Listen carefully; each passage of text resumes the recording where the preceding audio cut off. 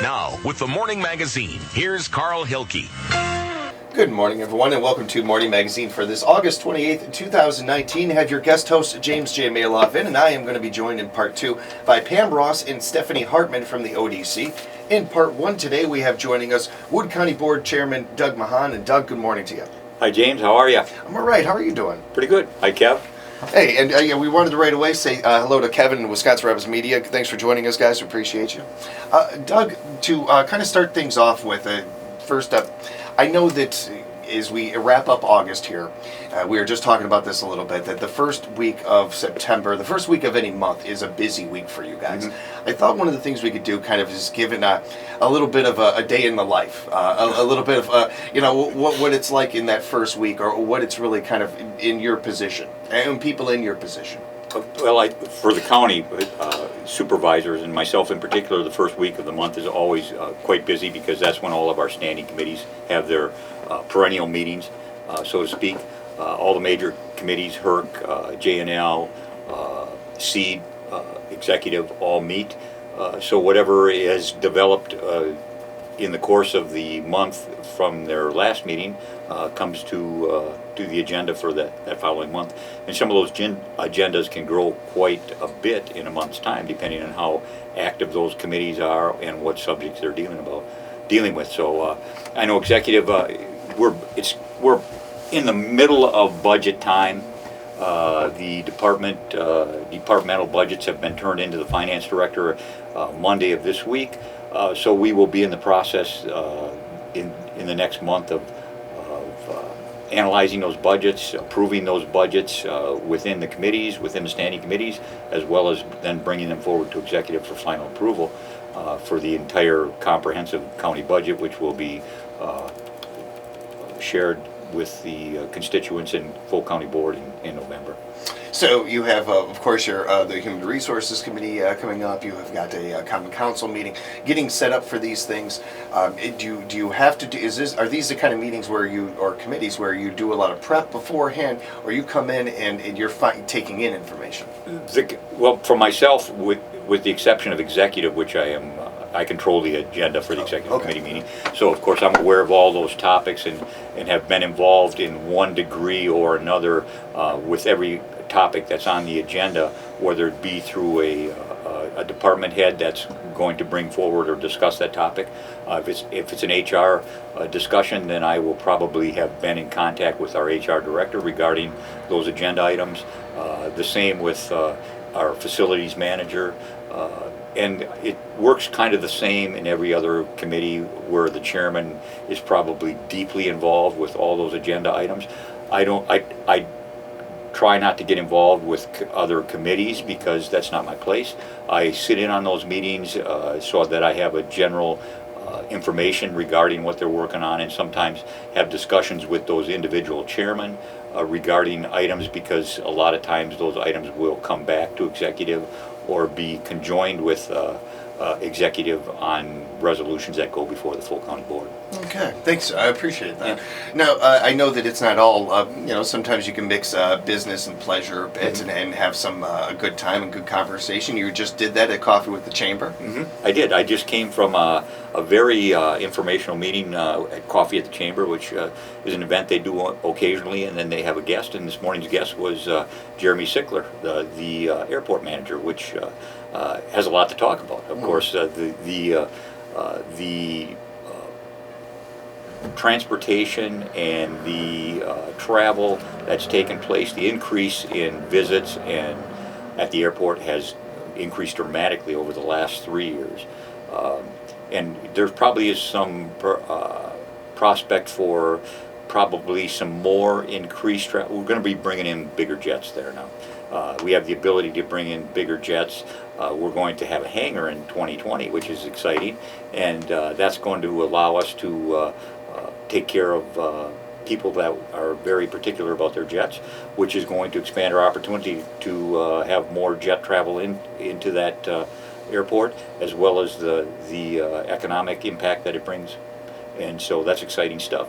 And Jeremy talked about that, talked about the metamorphosis of the airport, how it's changed, and how the grant money has come in and allowed us to expand and develop plans for the airport that allows that to happen. So it was pretty good. Yeah, and you mentioned 2020. That's there were so many things on the horizon for that. This area is only going to get a bigger opportunity to bring in more and have more flights, like you said, Hopefully. jets and that. Hopefully. And that's one piece. When you talk about economic development, which is a big thing for me, I mean, it's one of the top 3 topics on my agenda is certainly economic development. And as you get into economic development, whether it be the city of Wisconsin Rapids, whether it be the city of Marshfield, whether it be the city of Pittsville, whether it be the county as a whole, which is that's my ballpark. There are so many facets to that, and I think that the exciting part for me, and the thing that I love the most about that, is fitting those pieces together in a comprehensive way, in a meaningful way that, again, from my perspective, affects the county. I'm certainly concerned about Pittsville. I'm certainly concerned about Marshfield. What we do as a county that helps them with their plans for economic development and how we view that big picture. And I think it's really exciting to get those people, those stakeholders in that whole process from a county perspective at a table. Those are very interesting discussions. When we have an economic roundtable, a county basically economic roundtable, and we do those occasionally about once a quarter. And those are very, very good meetings when people talk about what's relevant in their areas of the county and what they're working on.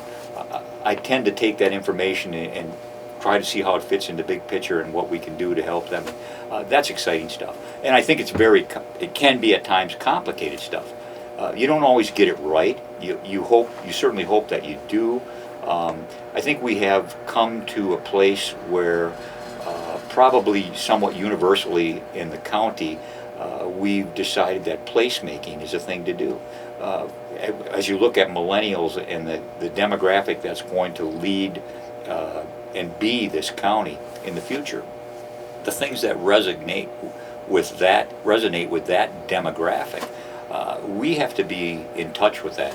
We have to be in tune with that, because policies that we develop now have to be designed to get down that road for them. And so I think that's very exciting stuff. For me, I know it's very exciting stuff.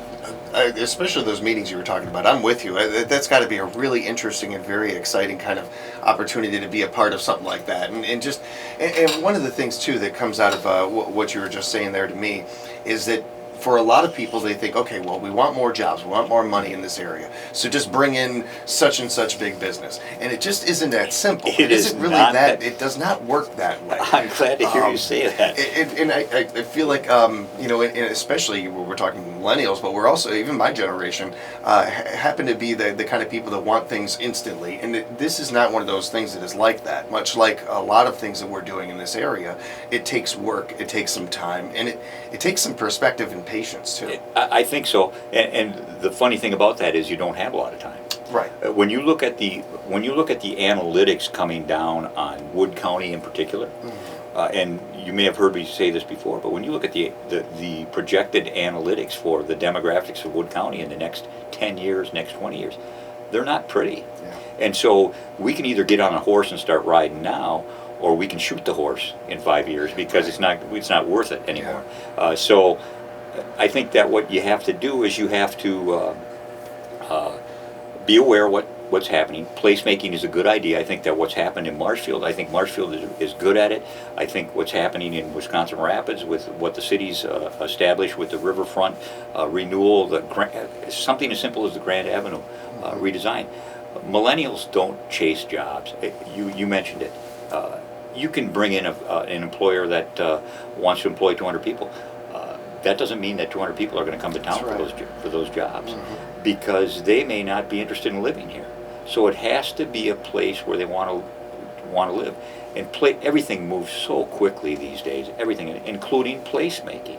The dynamics of placemaking change, because I firmly believe that placemaking is no longer just about a nice park, a river, a bike path. It's about policy and philosophy as well.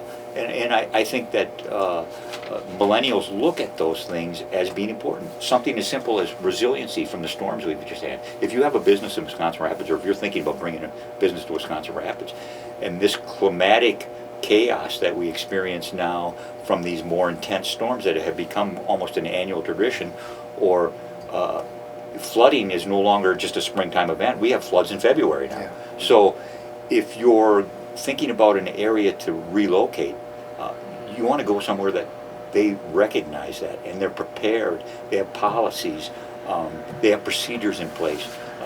That's what you want to do. You want to look for progressive, proactive communities when it comes to those types of things. You hit on something really good there. Jobs are great and they get the headlines and everything, but quality of life is so much more important to people, and especially the younger generation, where these things that are the improvements that are being done in this city and other cities, where you see a lot of cities that you never would have thought having the electric car, stops, things like that. So everybody's kind of getting, not everybody, but a lot of these smarter cities are getting that you have to take care of that younger generation, just like you did the generations before that want to move in. If we could kind of get to one thing there, a term that you've mentioned that I think is a great term, and I know what it means, but for those that might not, the placemaking, what that exactly means. Oh, that's great, and thanks for the opportunity to explain that, because a lot of people probably, especially in the older demographics, don't understand that, and this gives me an opportunity. Thank you. Placemaking is basically a theory that if you build it, they will come. And that's probably in a nutshell how you describe it. And that what we're talking about is exactly the many facets of placemaking. It's not. It can be you make a community so inviting that people want to live there regardless of they're going to bring their job with them. I hear millennials all the time say, "I'm not chasing a job anywhere. Yeah. I'll bring my job or my business." A lot of millennials have businesses. I talked to a guy this morning at the coffee chamber who came here and started a business, and we talked about the things that intrigued him about the area and why he's here. And some of those same topics came up. So it can be anything from a great park system, which we have in place. It can be a great entertainment venue. Maybe there's music. I mean, there's communities where music is a big deal. I'm not saying that that's what we strive for. That's what we are. It's a good example, though. But it is an example of one of the things that triggers people to move to a location. Yourself being an actor, so you're going to go to a hotbed of that people that think that way. Theatrical, where theatrical venues possibly, or the arts are very big. I don't know that that's our gig. I'm not sure what our gig is yet, but I know that we're working hard to find those pieces. But that's what placemaking is, where you build a community that's attractive to the demographic that you want to attract. We know we need to attract millennials. We know our future is millennials. At least I hope we do. We have enough evidence of that if we don't know it, holy cow, I think we're probably a little bit behind. But when you look at the analytics, again, that come from like the WCA, the Wisconsin Counties Association, which is very good at what they do, and they project for each county, and specifically to Wood County, when we are going to become, if we stay on course, as it's projected, to become a much older community demographically, and lose the people that we are trying to, when they talk about brain drain, that's another thing. They talk about people that are educated people that have great career opportunities, and they're getting out of here. They're saying, I'm out of here. There's nothing here that's going to keep me here. We need to develop ways to keep them. That's part of placemaking. But I think placemaking has expanded, like I said, it's beyond just the parks and the bike paths and swimming pools. That's a big piece of it. Sure. Don't get me wrong. I'm not saying that's not valuable or it's not a piece of it. But I think if we do the next step and expand it to philosophy and policy, you have taken a huge step. You're ahead of the game.